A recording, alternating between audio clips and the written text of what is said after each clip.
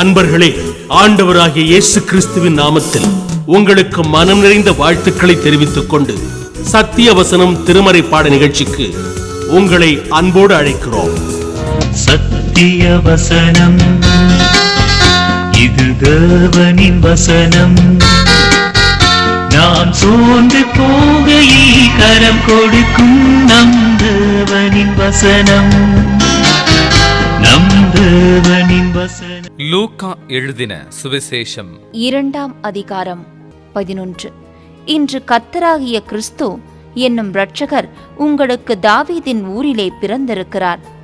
கர்த்தருக்குள் பிரியமானவர்களே, ஆண்டவராகிய இயேசு கிறிஸ்துவின் புண்ணிய நாமத்தினாலே உங்களை நான் வாழ்த்தி வரவேற்கின்றேன். சத்திய வசன நிகழ்ச்சியை காண்கின்ற உங்கள் ஒவ்வொருவரையும் ஆண்டவர் ஆசீர்வதிப்பாராக. வருடத்தினுடைய இறுதி மாதத்திலே வந்துவிட்டோம். நாம் கிறிஸ்மஸை எதிர்நோக்கி நாம் பயணம் செய்து கொண்டிருக்கிறோம். கிறிஸ்மஸ் என்பது கிறிஸ்தவர்களுடைய வாழ்க்கையிலே முக்கியமான ஒரு நாளாகவும் முக்கியமான ஒரு பண்டிகையாகும். இந்த கிறிஸ்மஸை மகிழ்ச்சியான நாள் என்று எல்லாரும் கொண்டாடுகிறார்கள். உலகத்திலே பெரும்பான்மையான மக்கள் இந்த கிறிஸ்மஸை கொண்டாடுகிறார்கள். கிறிஸ்தவர்கள் மாத்திரமல்ல, மற்றவர்களும் இந்த நிகழ்விலே பங்கு பெறக்கூடிய ஒரு வாஞ்சியோடு காணப்படுகிறார்கள். அருமையானுள்ளே பிள்ளைகள், சபைகள், அது மாத்திரமல்லாமல் தேவனுடைய ஊழியர்கள் எல்லாருமே கிறிஸ்மஸ்க்காக தங்களை ஆயத்தம் பண்ணுகிறார்கள். பிள்ளைகள் கிறிஸ்மஸ் காலங்களிலே துணிமணி கிடைக்கும் என்று எண்ணுகிறார்கள். ஆண்டவருடைய ஊழியக்காரர்கள் கிறிஸ்மஸ் அன்றைக்கு புத்தம்புது செய்திகளை கொடுக்க வேண்டுமே என்று ஆயத்தப்படுகிறார்கள். அதே சமயத்தில் பாடகர் குழுவினர் மாத்திரமல்ல, ஒவ்வொருவரும் ஒவ்வொரு விதமான நோக்கத்தோடு கிறிஸ்மஸை எதிர்நோக்கி பயணம் செய்து கொண்டிருக்கிறார்கள். அநேகர் கிறிஸ்மஸ் காலத்திலே ஏராளமான செலவுகள் வருமே, இதை எவ்வாறு மேற்கொள்வது என்று பல அழுத்தத்தோடு வாழுகிறார்கள். வியாபாரிகளுக்கு கிறிஸ்மஸ் காலமானது கொண்டாட்டமான ஒரு காலமாக மாறிவிடுகிறது. ஆனால் இந்த கிறிஸ்மஸ் ஆனது வரலாற்றை இரண்டாக பிரிக்கிறது. கிறிஸ்துவுக்கு முன், கிறிஸ்துவுக்கு பின் என்று சொல்லி இரண்டாக பிரித்து விடுகிறது. லூக்கா நற்செய்தி நூல் 2ஆம் அதிகாரம் 1-20 வசனம் உள்ள பகுதிகளை கவனமாக தெளிவாக வாசித்து பாருங்கள். இந்த பகுதிகளை வாசிக்கும் பொழுது கிறிஸ்மஸ் காலத்திலே நடந்த அல்லது அவர்கள் சந்தித்த முக்கியமான காரியங்களை நான் உங்களுக்கு விவரிக்க போகிறேன். அதாவது இம்பார்ட்டன்ட் திங்ஸ், அதை நான் சொல்ல விரும்புகிறேன். அல்லது இம்பார்ட்டன்ட் நிகழ்வுகளை நான் உங்களுக்கு சொல்ல போகிறேன். முதலாவதாக நாம் கற்றுக்கொள்கிற ஒரு பாடம் என்ன? ப்ராப்ளம்ஸ், அதாவது பிரச்சனைகள். லூக்கா 2ஆம் அதிகாரம் 1-20 வசனங்களை வாசித்தால் கிறிஸ்துமஸ் வரலாற்றிலே மரியாள், அதே சமயத்திலே அவளுடைய கணவனான யோசேப்பு முக்கியமானவர்கள். இவர்கள் வாழ்விலே அநேக பிரச்சனைகளை சந்தித்தார்கள். மரியாள் சந்தித்த பிரச்சனை என்ன? லூக்கா 2ஆம் அதிகாரத்தை நாம் காணும்போது அவள் நிறை கர்ப்பிணியான பெண்ணாக காணப்படுகிறாள். அந்த நிறை கர்ப்பிணியான அந்த பெண்மணியானவள், அவள் அந்த சூழ்நிலையிலே அவள் பயணம் செய்கிற நிலையிலே அவள் காணப்படுகிறாள். அருமையான என் சகோதர சகோதரிகளே, அந்த காலத்திலே அகஸ்து ராயன் என்பவன் உலகமெங்கும் குடிமதிப்பு ஏற்படுத்த வேண்டும், அதை செய்ய வேண்டும் என்று கட்டளை கொடுக்கிறார். ஆகவே ஒவ்வொரு மக்களும் என்ன செய்கிறார்கள்? தங்கள் தங்கள் ஊரிலே சென்று அவர்கள் குடிமதிப்புக்கு பதிவு செய்ய போகிறார்கள். ஆனால் இந்த சூழ்நிலையிலே கன்னி மரியாளாகிய அந்த பெண்மணி அவள் தன்னுடைய புருஷனோடு சேர்வதற்கு முன்பாகவே அவள் குழந்தை பாக்கியத்தை பெற்றாள். இதை கண்ட அல்லது கேள்விப்பட்ட யோசேப்பு அவளை தள்ளிவிட அங்கே முயற்சிக்கிறான். பிறகு ஆண்டவருடைய தூதனுடைய அந்த வெளிப்பாட்டின் மூலமாக ஆண்டவருடைய கிருபையினாலே மரியாளை அவன் இணைத்து கொள்கிறான், சேர்த்து கொள்கிறான். அருமையானவர்களே, மரியாளுடைய வாழ்க்கையிலே, அவளுடைய வாழ்க்கையிலே குழந்தை உருவானது ஒரு பெரிய அதிசயமான ஒரு செயல். ஏனென்றால் அந்த கற்பத்தில் உள்ள பிள்ளை தேவனுடையது அல்லது தேவனுடைய குமாரன் என்று சொல்லி அது அழைக்கப்படுகிற ஒரு பிள்ளையாய் காணப்படுகிறது. ஆகவே மரியாளுடைய வாழ்க்கையிலும் நிந்தைகள், அவமானங்கள், அது மாத்திரமல்லாமல் புருஷனாலே தள்ளிவிடக்கூடிய நிர்பந்தங்கள் ஏற்பட்டது. ஆனால் யோசேப்பின் வாழ்க்கையிலே குழப்பங்கள், இவளை ஏற்றுக்கொள்ளலாமா என்கிற நிலைப்பாடு அவனுக்குள்ளே நேரிட்டது. ஆனால் ஆண்டவருடைய தூதன் மூலமாக யோசேப்புக்கு அந்த முழு செய்தியின் ஆழம், அடிப்படையை புரிந்தபோது மரியாளை அவன் ஏற்றுக்கொண்டார். ஆகவே மரியாளுடைய வாழ்க்கையிலும் யோசேப்பின் வாழ்க்கையிலும் அவர்கள் சந்தித்த பிரச்சனை பெரிய பிரச்சனையாகும். அவர்கள் 2 பேரும் கீழ்ப்படிந்ததினாலே அவர்கள் வாழ்விலே பிரச்சனைகள் வந்து கொண்டே இருக்கிறது. பலர் எண்ணுகிறார்கள், கீழ்ப்படிந்ததினாலே பிரச்சனைகள் தீர்ந்து விடுமா? அப்படி அல்ல. கீழ்ப்படிவதனாலே பிரச்சனைகள் இருக்கும். ஆனால் ஆண்டவருக்கு கீழ்ப்படிவதனாலே அந்த பிரச்சனைகள் மத்தியிலே நம்முடைய ஆண்டவர் நமக்கு துணை நின்று நமக்கு உதவி செய்வார். பலர் எண்ணுகிறார்கள், கிறிஸ்தவனாய் மாறின உடனே, கிறிஸ்துவுக்கு அர்ப்பணித்த உடனே பிரச்சனைகள் அழிந்து விடுமா? அழியாது. ஆனால் பிரச்சனைகள் மத்தியிலே ஜீவனுள்ள ஆண்டவர் நம்மோடு கூட இருக்கிறார். இந்த மரியாளும் யோசேப்பும் சந்தித்த பிரச்சனைகள் 3 ஆகும். ஒன்று வரி, டாக்ஸஸ். ஏனென்றால் அங்கே இஸ்ரவேல் நாடானது ரோமர்களாலே ஆட்சி செய்யப்பட்டது. ஆகவே உலகமெங்கும் குடிமதிப்புக்கு ராயனாலே கட்டளையிடப்பட்டதினாலே அந்த கட்டளை நிமித்தம் அவர்கள் தங்களுடைய சொந்த ஊருக்கு சென்றார்கள். இந்த அகஸ்தராயின் கட்டளைக்கு காரணம் என்ன? இந்த குடிமதிப்பு மூலமாக எவ்வளவு வரி வருகிறது என்பதை கண்டுகொள்ளவே அவன் திட்டமிட்டிருக்கலாம் என்று சொல்லி சரித்திர ஆசிரியர்கள் எழுதுகிறார்கள். ஆகவே ரோமர்களுடைய ஆட்சியிலே அங்கே யூதர்கள் சந்தித்த வரி சுமை அதிகமாகும். ஆகவே யோசேப்பும் மரியாளும் சந்தித்தது முதலாவது வரி பிரச்சனை. 2வதாக அவர்களுடைய பயணம்.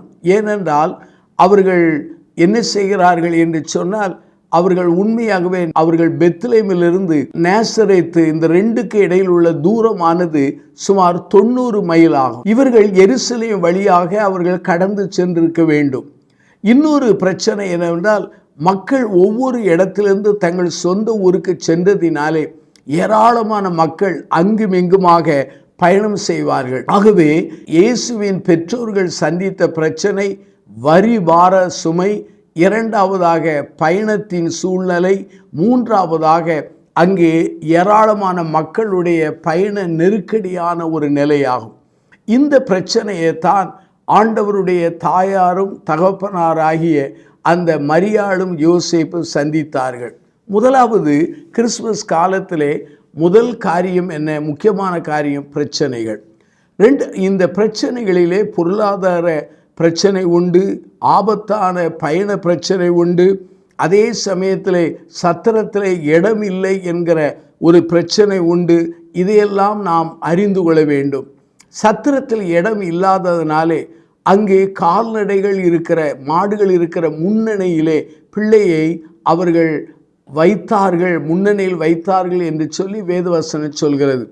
அந்த முன்னணி என்பது ஃபீட் பாக்ஸ் என்று சொல்வார்கள். கால்நடைகளுக்கு ஆகாரம் வைக்கிற இடமாக சொல்லப்படுகிறது. ஆகவே அங்கே மரியாளும் யோசேப்பும் அவர்கள் முதலாவது கிறிஸ்துமஸ் காலத்திலே சந்தித்தது பிரச்சனைகள். 2வதாக ப்ராமிசஸ், அதாவது வாக்கு தத்தங்கள். லூக்கா 2ஆம் அதிகாரம் 8 - 14 வாக்கியங்களை வாசித்து பாருங்கள். தூதர்களை கர்த்தர் மேய்ப்பரிடத்திலே அனுப்புகிறார். 2ஆம் அதிகாரத்தில் 8 நாம் பார்க்க முடிகிறது. அங்கே தேவனுடைய தூதன் அங்கே அரசியல்வாதிகளிடத்திலோ அல்லது ஆன்மீக தலைவரிடத்திலோ அனுப்பவில்லை, சாதாரண மேய்ப்பரிடத்திலே அனுப்பப்படுகிறார்கள். மேய்ப்பர்கள் யூதர்கள் மத்தியிலே ஒரு அடிப்படையான தாழ்ந்த நிலை உள்ள ஒரு மக்கள், அவர்கள் மத்தியிலே அனுப்பப்படுகிறார்கள். இந்த மேய்ப்பர்களை அன்கிளீன் பீப்புள் என்று சொல்வார்கள், அதாவது அசுத்தமான மக்கள் என்று கூட சொல்வார்கள். ஆனால் அந்த மேய்ப்பர்களுடைய ஆடுகளினாலே, அந்த மேய்ப்பர்களுடைய அந்த தோல் உடைகளினாலே, அந்த மேய்ப்பர்கள் அவர்கள் உருவாக்கி வளர்த்த அந்த ஆடுகளின் மாம்சத்தை எல்லா மக்களும் அற்பமாக எண்ணவில்லை, ஏற்று அதை பயன்படுத்தி கொண்டார்கள். இங்கே தேவதூதன் மூலமாக அங்கு வாக்குத்தத்தமானது மேய்ப்பர்களுக்கு சொல்லப்பட்டது. தாவீதின் ஊரிலே அங்கு மேசியா பிறந்திருக்கிறார். அந்த வாக்குத்தத்தத்தை ரெண்டாக பிரிக்கலாம். ஒன்று, இரட்சகர் பிறந்திருக்கிறார். இரண்டாவதாக அங்கே இரட்சகர் நம்மை ரட்சிக்கும்படி பிறந்திருக்கிறார் என்று சொல்லி ரெண்டு குறிப்புகளை நாம் காண முடிகிறது. அருமையானவர்களே, யூதர்கள் மேசியாவை எதிர்பார்த்தார்கள். ஒவ்வொருவரும் ஒவ்வொரு கோணத்தில் எதிர்பார்த்தார்கள். இந்த தேவதூதர்கள் சொல்லுகிற அந்த பாடல் வழியாக, பரமசேனை வழியாக ஒன்றை புரிந்து கொள்ள முடிகிறது. இந்த அருமையான சம்பவத்தின் வழியாக தூதர்கள் என்ன பாடினார்கள்? தேவனுக்கு மகிமையும் பூமியிலே சமாதானமும் மனிதர் மேல் பிரியம் உண்டாவதாக என்று பாடினார்கள். ஆகவே அங்கே முதல் வார்த்தை மகிமை, குளோரி. ரெண்டாவது வார்த்தை பீஸ், சமாதானம். மூன்றாவதாக மனிதர் மேல் பிரியம் என்று சொன்னால் ஃபேவர் என்று சொல்லலாம். அருமையானவர்களே, நம்முடைய வாழ்க்கையிலும் கூட ஆண்டவர் வாக்குத்தத்தங்களை தருகிறார். வாக்குத்தத்தங்களை நிறைவேற்றக்கூடிய வல்லமை படைத்தவராக காணப்படுகிறார். ஆகவே கிறிஸ்மஸ் காலத்திலே முதல் கிறிஸ்மஸ் உண்மையாய் நடந்த அந்த கிறிஸ்து பிறந்த நாளிலே அவர்கள் பிரச்சனையை சந்தித்தார்கள். மேய்ப்பர்கள் வாக்குத்தத்தங்களை அவர்கள் கேட்டுக்கொண்டார்கள். தூதர்களால் சொல்லப்பட்ட வாக்குத்தத்தத்தை அறிந்து கொண்டார்கள்.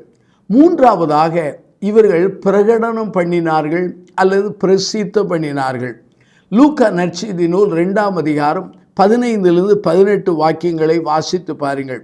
தூதர் மூலமாய் சொல்லப்பட்ட செய்தியை கேட்ட உடனே புறப்பட்டு சென்றார்கள்.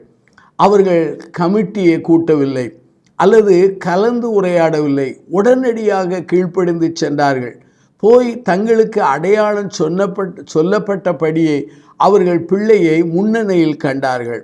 அருமையானவர்களே, அங்கே வேதவசனத்தில் லூக்கா 2ஆம் அதிகாரம் 16 தீவிரமாய் என்கிற ஒரு வார்த்தை வருகிறது. 2ஆம் அதிகாரம் 17 பிரசித்த பண்ணினார்கள் என்று சொல்லப்படுகிறது. அருமையானவர்களே, அந்த கிறிஸ்துமஸ் காலங்களில் உள்ள முக்கியமான காரியம் என்ன? ஒன்று பிரச்சனைகள், இரண்டாவது வாக்குத்தத்தங்கள், மூன்றாவது பிரசித்தம் பண்ணினார்கள். ஆகவே ஆண்டவரை நோக்கி ஆண்டவரை காணும்படி வேகமாய் சென்றவர்கள் அதே போல ஆண்டவரை பிரசித்தம் பண்ண தொடங்கினார்கள். இன்றைக்கு நம்முடைய வாழ்க்கையை நாம் அறிந்திருக்கிறோம். நம்முடைய ஜீவியத்திலே கிறிஸ்மஸ் காலங்களிலே ஆண்டவரை அறிவிக்கிற அந்த பிரசித்தம் பண்ணுகிற அந்த பணி இருக்கிறதா? ஒருவேளை பாடகர் குழுவாக சென்று ஆண்டவருடைய கிறிஸ்மஸ் கேரலை கொண்டாடுகிறோம். ஆனால் ரட்சிப்பின் செய்தியை ஒவ்வொரு தனிப்பட்ட மனிதனுக்கும் மற்ற அயலாகத்து மக்களுக்கும் நாம் அதை சொல்கிறோமா? இந்த கேள்விக்கு நாம் பதில் சொல்ல வேண்டும். மேய்ப்பர்கள் பிரசித்தம் பண்ணினார்கள். நான்காவதாக துதித்தார்கள் என்கிற ஒரு காரியம் வருகிறது. லூக்கா நற்செய்தி நூல் 2ஆம் அதிகாரத்தை நீங்கள் எடுத்து வைத்துக் கொள்ளுங்கள். அந்த 2ஆம் அதிகாரத்திலே வேத வசனத்தின்படி நீங்கள் பார்ப்பீர்கள் என்றால் அவர்கள் துதிக்க தொடங்கினார்கள் என்று வேதவசனம் சொல்கிறது. லூக்கா 2ஆம் அதிகாரம் 20 எடுத்து நீங்கள் வாசித்து பாருங்கள். தூதர்கள் மூலமாக சொல்லப்பட்டதை கேட்டு அவர்கள் பிள்ளையை கண்டு அவர்கள் என்ன செய்தார்கள்? திரும்ப வரும்போது துதித்தார்கள். இதை கண்டு எல்லாரும் ஆச்சரியப்பட்டார்கள் என்று வேதவசனம் மிக தெளிவாக சொல்லுகிறது. அருமையானவர்களே, துதிக்கிற தன்மை மிக முக்கியமானது. இந்த துதியை அவர்கள் 2 விதமாக செய்திருக்கலாம். ஒன்று பெர்சனலாக தனிப்பட்ட அளவிலே செய்திருக்கலாம், அல்லது முழு குழுவாக எல்லாரும் கேட்கக்கூடிய அளவிலே துதித்து கொண்டே வந்திருக்கலாம். இந்த துதி என்று சொல்லும் பொழுது அங்கே வேதவசனம் சொல்லுகிற ஒரு செய்தி என்ன? தூதர்களும் துதித்தார்கள், மேய்ப்பர்களும் துதித்தார்கள் என்று சொல்லி வேதவசனம் சொல்கிறது. நம்முடைய கிறிஸ்தவ வாழ்க்கையிலே துதி மிக முக்கியமான ஒரு காரியமாய் காணப்படுகிறது. ஆகவே துதி மிக முக்கியமான ஒரு காரியம். ஆண்டவர் துதிகளின் மத்தியிலே வாசம் பண்ணுகிற தேவனாக இருக்கிறார். ஆகவே தூதர்களால் சொல்லப்பட்ட செய்தியை கேட்டு அவர்கள் கீழ்ப்படிந்து பிள்ளையை கண்டு துதித்து கொண்டு திரும்புகிறார்கள். இதை கேட்டவர்கள் எல்லாருமே ஆச்சரியப்பட்டார்கள். அப்படியானால் இவருடைய துதியானது பெர்சனலாக இருக்கலாம் அல்லது பப்ளிக்காக இருக்கலாம். அருமையானவர்களே, கிறிஸ்மஸ் காலங்களிலே உள்ள முக்கியமான காரியங்களை உங்களோடு பகிர்ந்து கொண்டேன். ஒன்று பிரச்சனைகள், இரண்டாவது வாக்குத்தத்தங்கள், மூன்றாவதாக அங்கு வேதவசனம் சொல்லப்படுகிற ஒரு காரியம் என்னவென்று சொன்னால் அவர்கள் பிரசித்தம் பண்ணுகிற ஒரு காரியங்கள், நான்காவதாக துதிக்கிற காரியங்கள் என்று சொன்னேன். ஐந்தாவதாக கடைசியாக ஒன்றை சொல்கிறேன். அங்கே லூக்கா நற்செய்தி நூல் 2ஆம் அதிகாரம் 19வது வாக்கியத்திலே இதை கேட்ட மரியாள் ஆழ்ந்து சிந்தித்தாள் என்பதை வேதத்திலே வாசிக்க முடியுது. இவைகளை தன் மனதில் வைத்து சிந்தித்தாள் என்று சொல்லப்படுகிறது. சிந்தனை 2 வகையாக பிரிக்கலாம். ஒன்று சாதாரணமாக சிந்திப்பது, அது யாவரும் செய்யக்கூடிய ஒன்று. இன்னொன்று என்ன, ஆழ்ந்து சிந்திப்பது. இந்த ஆழ்ந்து சிந்திப்பதிலே அநேக காரியங்கள் வருகிறது. இன்றைக்கு அநேகர் வெளிப்படையாக சிந்திப்பார்கள், ஆனால் இவளோ மரியாளோ ஆழ்ந்து சிந்தித்தாள். ஏனென்றால் நடந்த எல்லாவற்றையும் மேய்ப்பர்கள் மூலமாய் சொல்லப்பட்ட காரியங்களையும் எண்ணி அவள் ஆழ்ந்து சிந்தித்தாள். ஆண்டவராகிய கர்த்தர் தன்னை மாத்திரமல்ல, யோசேப்பை மாத்திரமல்ல, இந்த அருமையான மேய்ப்பர்களை கூட அவர் பயன்படுத்துகிறாரே என்று எண்ணி அவள் சிந்தித்திருக்கலாம். அருமையானவர்களே, லூக்கா 2ஆம் அதிகாரம் 18 வாசித்து பாருங்கள். இங்கே வேத வசனத்திலே இப்படிப்பட்ட அருமையான காரியங்கள் சொல்லப்படுகிறது. இந்த பகுதியிலே அவள் சிந்திப்பதிலே 2 குறிப்புகளை சொல்கிறேன். ஒன்று, அவள் ஆச்சரியப்பட்டாள். இன்னொன்று, அவள் அங்கே தொழுது கொண்டாள் என்று சொல்லலாம். இங்கே தொழுது கொள்ளுகிற காரியத்திலே அங்கே மரியாளை பற்றி சொல்லப்படவில்லை. மத்தேயு 2ஆம் அதிகாரம் 11 பாருங்கள். அங்கு ஞானிகள் பிள்ளையை கண்டு அவர்கள் பணிந்து கொண்டார்கள் என்று சொல்லப்படுகிறது. மேய்ப்பர்கள் தொழுது கொண்டார்களா? வேத வசனத்திலே அங்கு சொல்லப்படவில்லை. ஆனால் தொழுது கொண்டிருப்பதற்கு வாய்ப்பு இருந்திருக்கலாம். ஆனால் ஞானிகள் தொழுது கொண்டார்கள். ஆழ்ந்து சிந்திப்பதினாலே 2 காரியங்கள் வரும். ஒன்று, நமக்குள்ளே ஆச்சரியமான காரியங்கள், எண்ணங்கள் வரும். இரண்டாவது, அந்த ஆச்சரியத்தின் எண்ணத்திலே ஆண்டவரை தொழுது கொள்கிற பாக்கியம் கிடைக்கும். ஆகவே அருமையானவர்களே, கிறிஸ்மஸ் காலங்களிலே, அதுவும் முதல் தடவையாக கிறிஸ்மஸ் சம்பவம் நடந்த காலங்களிலே முக்கியமான சில காரியங்களை சொன்னேன். முதலாவதாக அங்கு பிரச்சனை, இரண்டாவதாக அங்கு வாக்குத்தத்தங்கள், மூன்றாவதாக பிரசித்தம் பண்ணினார்கள், நான்காவதாக அவர்கள் துதித்தார்கள், ஐந்தாவதாக இதை மனதில் வைத்து சிந்தித்து அவர்கள் ஆண்டவரை நோக்கி அவர்கள் யோசிக்க ஆரம்பித்தார்கள் என்று சொல்ல விரும்புகிறேன். இந்த செய்தியை கேட்கிற சகோதர சகோதரிகளே, உங்கள் வாழ்க்கையிலே பிரச்சனைகள் வரலாம். உங்கள் வாழ்க்கையிலே ஆண்டவர் வாக்குத்தத்தங்களை தரலாம். உங்கள் வாழ்க்கையிலே ஆண்டவரை அறிந்திருக்கலாம், பிரசித்த பண்ணுகிறீர்களா? உங்கள் வாழ்க்கையிலே ஆண்டவருடைய நன்மைகளையும் ஆசீர்வாதங்களை கண்டபோது துதிக்கிறீர்களா? உங்கள் வாழ்க்கையிலே ஆழ்ந்து சிந்தித்து அந்த சிந்தனையின் அடிப்படையிலே ஆண்டவரை ஆராதிக்கிறவர்களாய் மாறி இருக்கிறோமா? நம்மை அர்ப்பணிப்போம். கண்களை மூடி நாம் பிரார்த்தனை செய்வோம். அன்பின் பிதாவே, இந்த நல்ல நாளுக்காக நாங்கள் நன்றி சொல்கிறோம். இந்த செய்தியை கேட்ட மக்களை நீர் ஆசீர்வதியும். முதல் கிறிஸ்மஸ் நடந்த அந்த சூழ்நிலையை நாங்கள் சிந்தித்தோம். பிரச்சனைகள், வாக்குத்தத்தங்கள், பிரசித்தம் பண்ணுகிற தன்மைகள், துதிக்கிற காரியங்கள், ஆழ்ந்து சிந்திக்கிற காரியங்கள், மனதில் வைத்து யோசிக்கிற காரியங்கள், இவைகளெல்லாம் நாங்கள் சிந்தித்தோம். அதே போல எங்கள் வாழ்க்கையிலும் நாங்கள் உம்மை சிந்திக்க, ஆராதிக்க, உம்மை துதிக்க, வாக்குத்தத்தங்களை உரிமையாக்கி கொள்ள, பிரச்சனைகள் மத்தியிலே ஆண்டவரை நம்பி முன்னேறி செல்ல உதவி செய்யும். இந்த செய்தியை கேட்ட ஒவ்வொரு மக்களையும் ஆசீர்வதியும். இயேசுவின் நாமத்தில் ஜெபிக்கிறோம் ஜீவனுள்ள பிதாவே, ஆமென்.